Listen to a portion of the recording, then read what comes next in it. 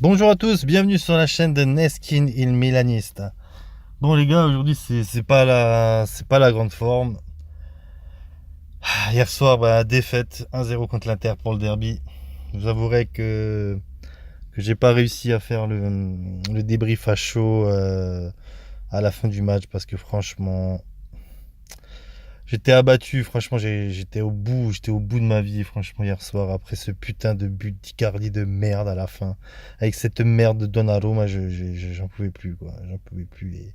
Et franchement, ce match tactique de merde jusqu'à la fin, quoi. Putain, c'était vraiment de la merde. Bref, c'est pour ça que j'ai préféré, attendre et laisser un peu refroidir les sensations avant de commencer quoi que ce soit. Franchement, c'était le match le plus nul de la saison, hein. On était nul à chier du début à la fin. Vraiment, vraiment dégueulasse, quoi. L'Inter, ils ont couru 30 fois plus que nous, quoi. Quand tu les voyais courir sur le terrain par rapport à nous, quoi, c'était incroyable. Franchement, c'était des petits enfants contre des hommes, quoi. Franchement, c'était vraiment dégueulasse ce derby-là.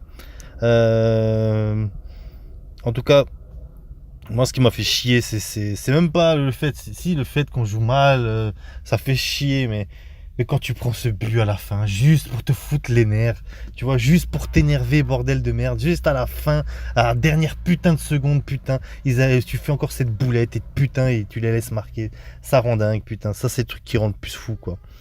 Parce on mérite totalement de perdre. Je préfère perdre 3-0 que perdre comme ça à la dernière seconde, bordel de merde, quoi.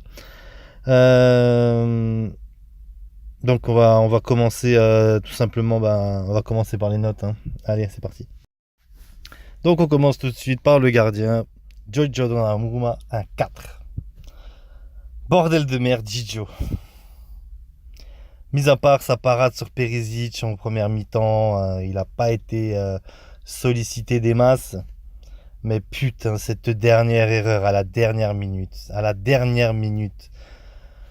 il ruine son match. Donc 4, et je suis gentil. Ricardo Rodriguez, 5.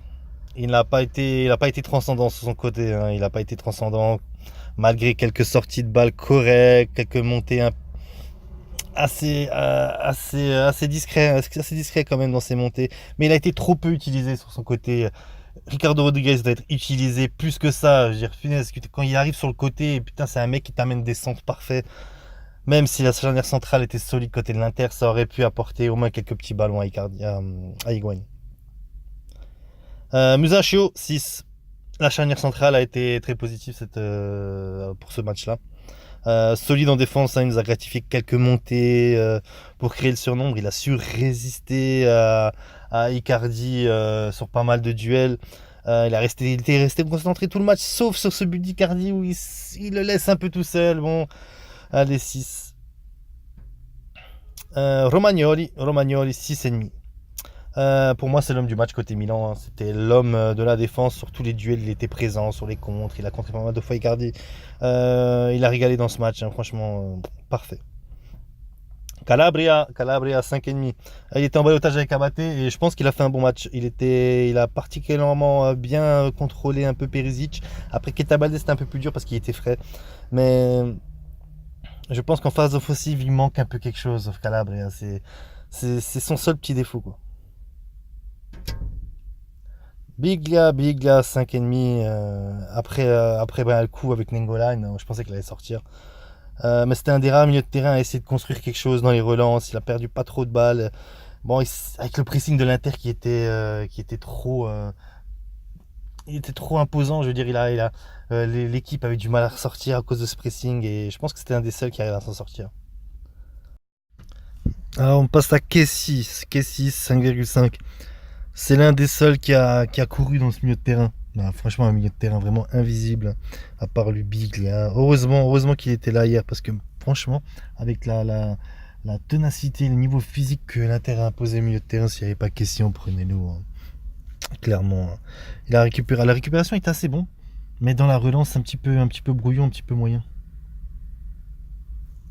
Mais après, quand on voit le remplacement de Gattuso contre Bakayoko, quoi, franchement, ça c'est vraiment dégueulasse, hein.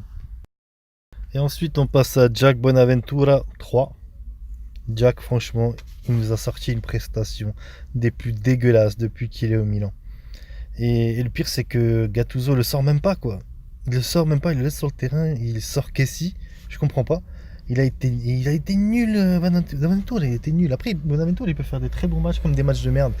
Mais bon, là, il a choisi son match de merde, il a mal choisi au derby. Franchement, c'est un peu dégueulasse, hein. Donc voilà, je lui mets 3,5 maximum pour Bonaventura, quoi. Souzo, 4. Fantomas, hein, tu l'as vu au début du match. Première période avec quelques petites actions, mais sinon, Fantomas sur le terrain, pas vu du tout pour un derby. C'est quand même. Même dans la construction du jeu, il n'était pas là, on n'arrivait pas à le trouver, il se cachait. Bref, nul. Çalhanoğlu, Akan, 5. Bon, il n'a pas été grandiose, hein, mais contrairement à Souzo, lui au moins il s'est battu. Lui au moins il s'est battu, il a couru énormément jusqu'à la 70e minute, mais il a cravaché, il n'a pas arrêté. C'est certes, il n'a pas trop eu d'impact dans le jeu, mais une prestation moyenne de Hakan. Enfin, on finit par Higuaín 4. Casper le fantôme. Pipita, on comptait sur lui, mais sans ballon, on peut rien faire. Sans ballon, il peut rien faire, hein. Il a essayé de tenir quelques balles, mais franchement, on l'a pas vu du tout. Quand le jeu ne va pas au Milan AC, comment tu veux que l'attaquant tout seul contre deux armoires à glace, là, Devric et Skriniar, comment tu veux qu'il s'en sorte? Un 4 pour Higuaín. Gattuso 3. Gattuso, c'est mon idole, je l'adore, mais là, j'ai pas compris. Une équipe sans âme, sans courage, aucun pressing, aucune intensité, pas de jeu, putain. Gattuso, il a manqué de couilles dans ce match, vraiment manqué de couilles, bordel. À jouer offensif, quoi, à jouer défensif, excuse-moi. Avoir son bloc aussi bas, je comprends pas, moi. Je comprends pas, il a eu peur de l'Inter, c'est incroyable. Il a montré qu'il avait peur de l'Inter, et ça, c'est le pire, quoi. Avoir peur de l'Inter, putain de merde.